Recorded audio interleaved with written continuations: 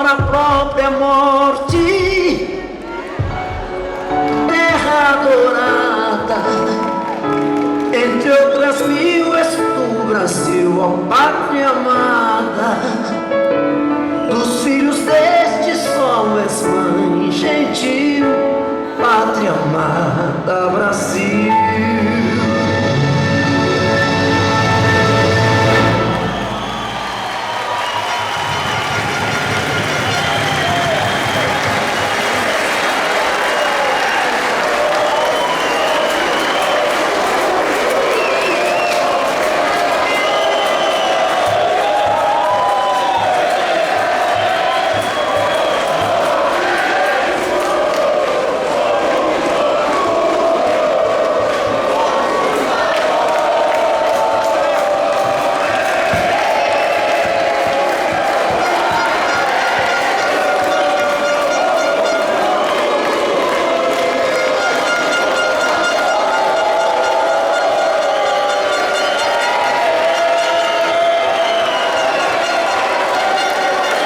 Meus amigos,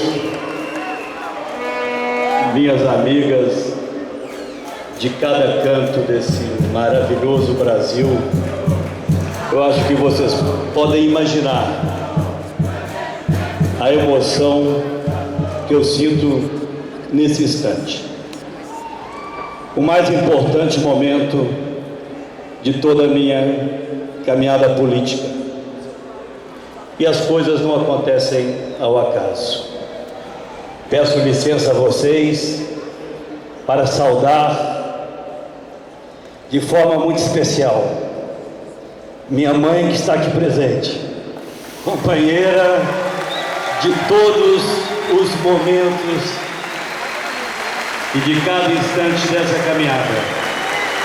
A minha filha querida, amada Gabriela, também aqui hoje, inspiração permanente em cada ato do meu cotidiano. Um beijo à distância.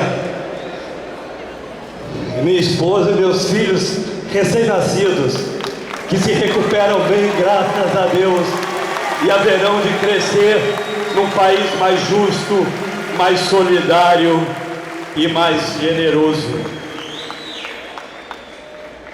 É indescritível. Indescritível a emoção que eu sinto nesse instante. E volto um pouco no tempo e ao ouvir tantas e tão expressivas lideranças políticas do Brasil aqui hoje se sucederem nessa tribuna, não apenas prestando a mim homenagens, mas irradiando confiança na construção de um tempo novo no Brasil. A minha mente e a minha memória voltava no tempo e me lembrava de dois homens que foram absolutamente fundamentais na minha caminhada. O primeiro, aquele que me pegou ainda menino pelas mãos e ensinou que honestidade e responsabilidade devem ser companheiras permanentes dos homens de bem. Minha saudade ao meu pai Aécio Cunha.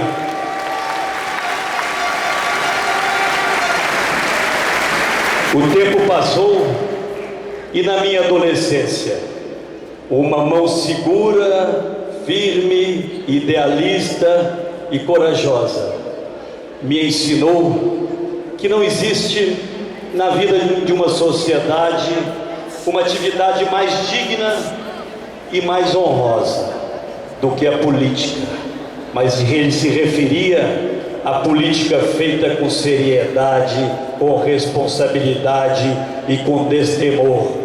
Obrigado, meu avô Tancredo, pelos seus ensinamentos, pelos seus exemplos e pela sua coragem que permitiu aos brasileiros nos reencontrarmos com a democracia e com a liberdade.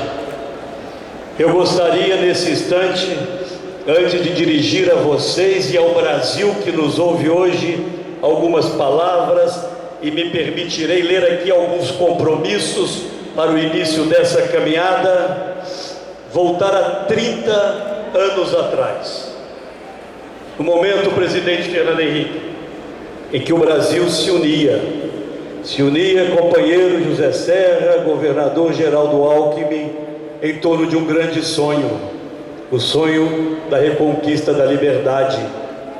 A frustração e a dor com a morte do presidente Tancredo tomou conta da nação e, obviamente, de forma muito profunda, daquele que o acompanhava todos os dias e todas as horas.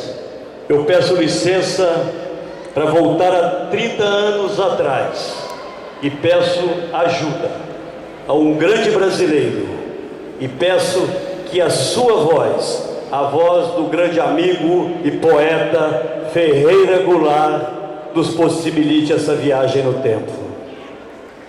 Adeus a Tancredo, companheiro Tancredo Neves. Não vou chamar você de excelência logo agora, quando mais que nosso presidente, você é o irmão querido. E que se vai. Foi você quem conduziu de uma ponta a outra do país, acima de nossa cabeça, uma tocha de chama verde como esperança. Esperança é uma palavra gasta, mas não era palavra, era a esperança mesma que você carregava e que ainda luzia em suas mãos hoje, no derradeiro momento, num quarto de hospital em São Paulo. E quando suas mãos se apagaram, essa chama brilhou no céu da pátria nesse instante. Pátria é uma palavra gasta, mas pátria é terra, é mãe. Embora muitos de nós, milhões de nós, ainda vagueiem pelas cidades e pelos campos, sem o penhor de uma igualdade que havemos de conquistar com braço forte. Pátria é uma palavra gasta, mas no seio dela descansarás, Tancredo amigo, no chão macio de São João del Rei, amado pelo povo e à luz do céu profundo. Povo também é uma palavra gasta, mas o povo mesmo, despertou quando lhe prometeste uma nova república iluminada ao sol de um novo mundo. E ela virá, e tu a construirás conosco, erguendo nossos braços, cantando em nossa boca, caindo e levantando como este povo em que, ao morrer, te transformaste.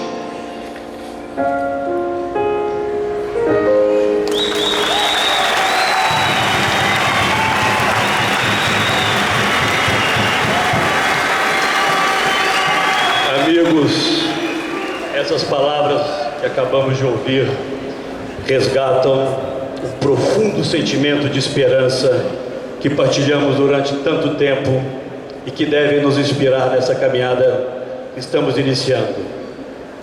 Elas nos falam no fundo da alma dos nossos deveres para com o Brasil e dos haveres que temos com cada um dos brasileiros. Elas engrandecem o sentido do nosso propósito. Elas têm o poder de nos lembrar de onde viemos, quem somos e por que estamos aqui. Se sempre foi inequívoco o compromisso do PSDB com a democracia e a liberdade, foi a nossa coragem que nos legou o país moderno e promissor que somos hoje.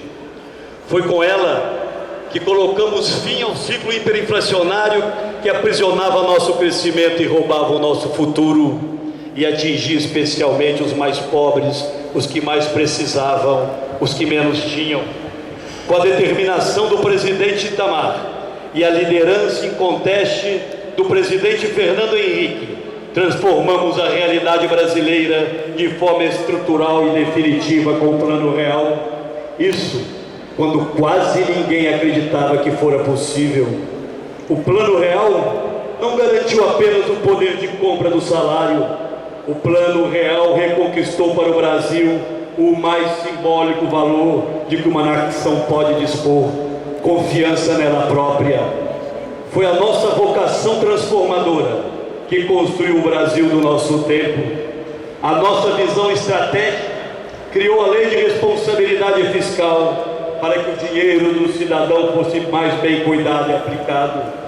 O nosso compromisso com o futuro garantiu o presidente Fernando Henrique vagas para todas as crianças na escola. o nosso respeito com a saúde dos brasileiros e me permitam aqui uma justa e sincera homenagem ao amigo e ministro José Serra. Criou os genéricos, garantindo medicamentos mais baratos para a população e o melhor programa de combate à AIDS de todo o mundo. Nosso firme compromisso com o desenvolvimento e o bem-estar de cada um dos brasileiros modernizou a estrutura do Estado.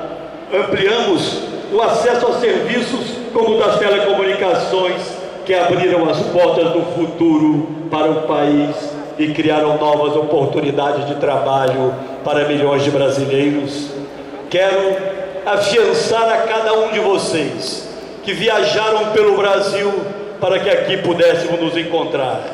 Nenhum outro governo em nossa história recente deixou um legado de transformações e criou bases tão sólidas para que o país pudesse avançar como o governo do PSDB, apoiado sempre pelos nossos aliados, e homenageio de forma explícita e forte o democrata de José Agripino Maia, de Antônio Carlos Magalhães Neto, de Mendonça Filho e de tantos companheiros que aqui hoje comparecem. Para onde quer que se olhe, há marcos fundamentais de modernidade implantadas por nós quando tivemos a honrosa responsabilidade de governar o Brasil. A criação das agências reguladoras, a modernização dos portos, a simplificação do sistema tributário com o Simples, o apoio ao homem do campo com o Pronaf. No governo, o PSDB preocupou-se de fato em governar para as pessoas. Nossa responsabilidade foi com cada brasileiro e brasileira que precisava do apoio das ações governamentais. Na educação com o Fundef, na saúde com a expansão da saúde da família, da saúde da mulher e com a emenda 29 que garantiu mais recursos para o sistema público. Na luta com a miséria, e acho importante rememorarmos as ações do PSDB, criamos o Fundo de Combate à Pobreza, a regulamentação da Lei Orgânica da Assistência Social e da Aposentadoria Rural, a Política Nacional do Idoso, o Programa de Proteção e Promoção das Pessoas com Deficiência. Fomos nós, o PSDB e seus aliados, com apoio do povo brasileiro, que criamos os primeiros e definitivos programas de transferência de rendas nacionais, e o maior deles, o benefício de prestação continuada. Estruturamos a rede de proteção social, demos inícios ao que se transformaria depois do Bolsa Família, criamos os programas de erradicação do trabalho infantil, do trabalho escravo e do degradante. E esses amigos e amigas são apenas alguns dos inúmeros exemplos do trabalho que fizemos. E não adianta nossos adversários quererem, porque a história não se reescreve, ela está aí para ser revisitada e reconhecida. A nossa coerência com nossos princípios, com os nossos valores, nos manteve na liderança da oposição pelos últimos 12 anos. Mas é preciso reconhecer que nossos adversários também mantiveram a sua coerência durante todo esse período. Quem foi contra o Plano Real é quem hoje permite a volta da inflação. Quem foi contra a Lei de Responsabilidade Fiscal é quem hoje assina a maldita contabilidade criativa. Quem se negou a apoiar a União Nacional, defendida por Tancredo Neves em Itamar, em dois momentos importantíssimos da vida nacional, são os mesmos que se esforçam hoje em dividir de forma perversa o Brasil entre nós e eles. Nos últimos anos, com velocidade surpreendente, o legado bendito que a gestão do presidente Fernando Henrique deixou para o país está se esvaindo, está sendo esgotado. A inflação já é uma realidade que assalta a mesa dos mais pobres. A confiança interna e externa, que havia sido duramente conquistada, foi perdida no rastro de incontáveis demonstrações de desapreço à transparência e inegável pendor autoritário e intervencionista. Os brasileiros, e a verdade é essa, percebem que foram traídos e por isso o ambiente de indignação e de desalento que toma conta de todos os cantos do Brasil. Acreditaram na propaganda de quem dizia defender a ética e eleger um governo que foi protagonista dos mais vergonhosos casos de corrupção da nossa história.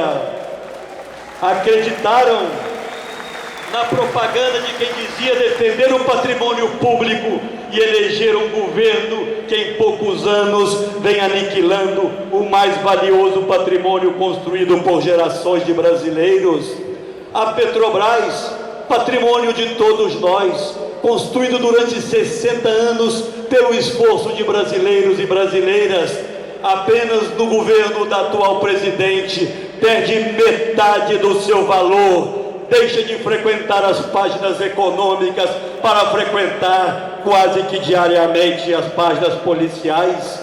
A Eletrobras vai no mesmo de caminho. Os fundos de pensão, patrimônio dos servidores das empresas estatais e bancos públicos, também foram solapados pela ganância de um grupo político que abdicou há muito tempo de ter um projeto de país para se contentar única e exclusivamente em conduzir um projeto de poder. Esses são apenas alguns dentre inúmeros exemplos com os quais somos confrontados no nosso dia a dia. No lugar de um novo e prometido salto, retrocedemos, perdemos o rumo. Problemas antigos como a inflação, por exemplo, que imaginávamos superados, estão de volta atrasando a agenda nacional. Tudo isso, cada ato é consequência de um governo que governa para si mesmo. Um governo que promete mais do que entrega, que fala mais do que faz e que perdeu há muito tempo a capacidade de ouvir e é incapaz de apoiar as pessoas nos sonhos que as mobilizam. Um governo fixado no passado, que não ousa encarar o presente e tampouco enfrentar o futuro. Um governo que se acomodou com as conquistas passadas que herdou, que perdeu a capacidade de avançar e que vive, lamentavelmente, da propaganda daquilo que não fez. E nós sabemos, governo que não ouve, erra. Governo que improvisa, falha sempre. Amigos, companheiros e companheiras, o Brasil não aceita mais o Estado cooptado e aparelhado. O país nos cobra, sem meias palavras, o fim dos escândalos em série e dessa corrupção endêmica que tomou conta do país. O país se cansou do improviso, da leniência e da má gestão que nos legaram durante esses anos. Por todo o território nacional, vemos um enorme cemitério de obras inacabadas, com orçamentos multiplicados. Os cidadãos brasileiros exigem o justo retorno em serviços públicos do que pagam em impostos, daquela que é uma das maiores e mais escorchantes cargas tributárias de todo o mundo. Os desacertos estão por todos os lados. A população clama por providências na segurança. Não entende por que o Estado Nacional simplesmente terceiriza responsabilidades a estados e municípios à beira da insolvência. Entre os jovens, temos a maior taxa de vítimas de crime do mundo e a violência está condenando uma geração inteira de brasileiros à morte prematura. Da mesma forma, nossa gente não suporta mais ser atendido por uma saúde pública em estado de crônica precariedade. Enquanto o governo gasta milhões em propaganda, a realidade é que apenas nos últimos 4 anos, 13 mil leitos hospitalares foram fechados no país e nos últimos 10 anos vem caindo a participação do governo federal nos gastos com a saúde. Eram 56, presidente Fernando Henrique, 56% de recursos do governo federal, quando Vossa Excelência e o companheiro José Serra deixaram o governo. 11 anos se passaram, hoje apenas 45% da totalidade dos recursos em saúde pública vem da União. Na educação, o analfabetismo, pasmem senhoras e senhores, o analfabetismo voltou a cair. Metade dos brasileiros com mais de 25 anos não terminou o ensino fundamental. 3 em cada 10 crianças com idade até 3 anos não frequentam creches. Metade dos brasileiros não tem esgoto em suas casas coletado. 11 milhões de brasileiros vivem em moradias precárias. E 5 em cada 10 ganham menos do que 2 salários mínimos. É este, amigos e amigas, companheiros parlamentares que aqui estão, representando todos os estados brasileiros e companheiros permanentes dessa travessia. É este o país que temos o desafio e a responsabilidade de mudar e melhorar, em respeito à nossa gente, que demanda hoje do governo ações permanentemente adiadas por aqueles que hoje nos governam. Somos reféns hoje da pior equação econômica entre os países emergentes: minúsculo crescimento, inflação recrudescida e, a emoldurar este quadro, a perda crescente de credibilidade do país.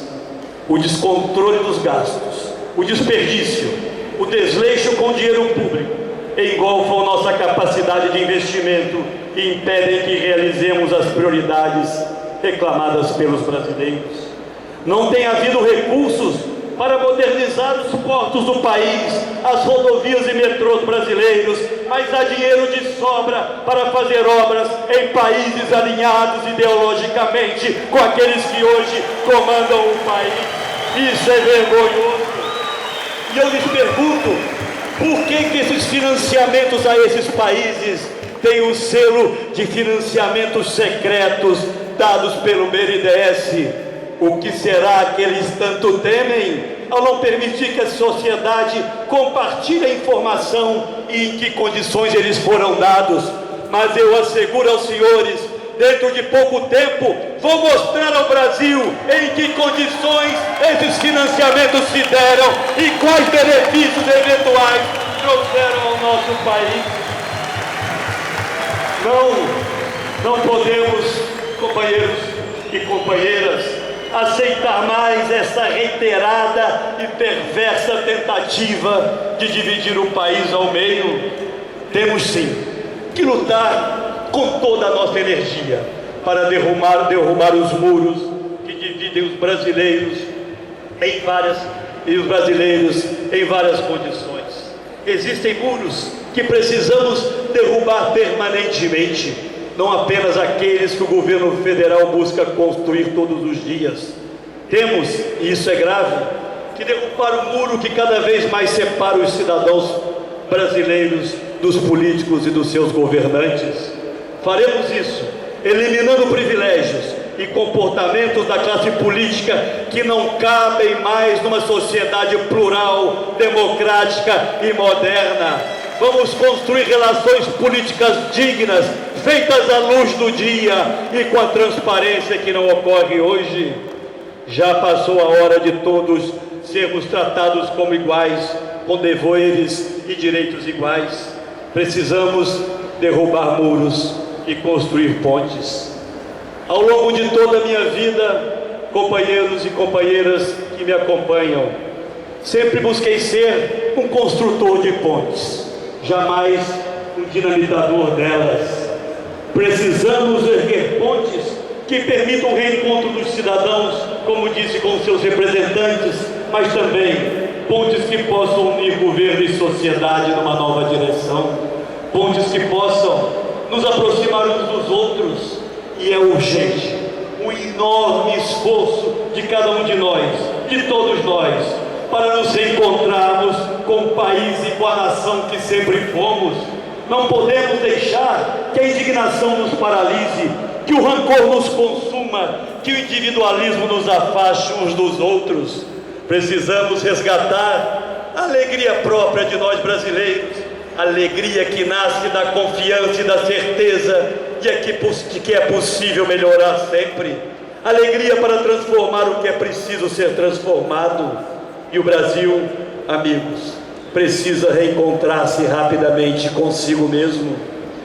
Hoje me encontro aqui representando, tenho certeza, sentimento de brasileiros de várias partes do país. E cada vez mais vem em mim o sentimento, talvez paradoxais no primeiro instante, mas complementares na sua essência, da serenidade e da coragem. Nós não estamos aqui, companheiros e companheiras, para construir o projeto de um partido político ou de uma aliança partidária, por mais ampla que seja.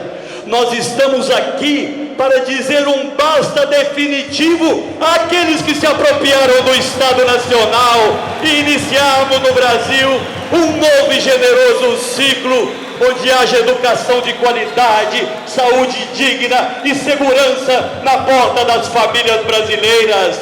Vamos resgatar com a nossa história, com os nossos exemplos e com essa legião de combatentes, um tempo novo nesse Brasil.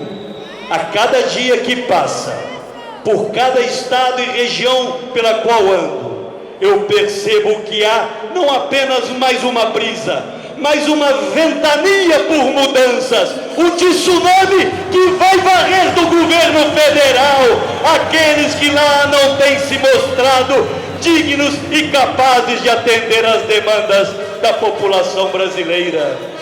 Jamais, amigos e amigas, pensei que poderia estar aqui hoje, nesse dia, apoiado e ladeado por algumas das mais expressivas lideranças políticas nacionais, apoiados por companheiros anônimos que deixaram suas casas, suas cidades, viajaram por quilômetros para estarem aqui hoje. Portanto, a minha responsabilidade, se já era grande, hoje ela é a maior de todas, porque estamos muito, mas muito próximos mesmos de fazer esse reencontro ao qual me referi.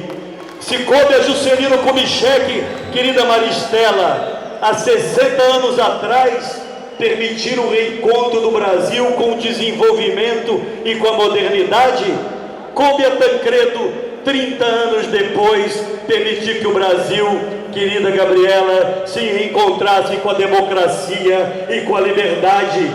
Outros 30 anos se passaram. Vamos conduzir o Brasil para o reencontro com a decência, com a dignidade e com o trabalho, com a eficiência na vida pública. E vamos fazer isso com a coragem de todos vocês. Aceito hoje a convocação do meu partido e dos partidos aliados.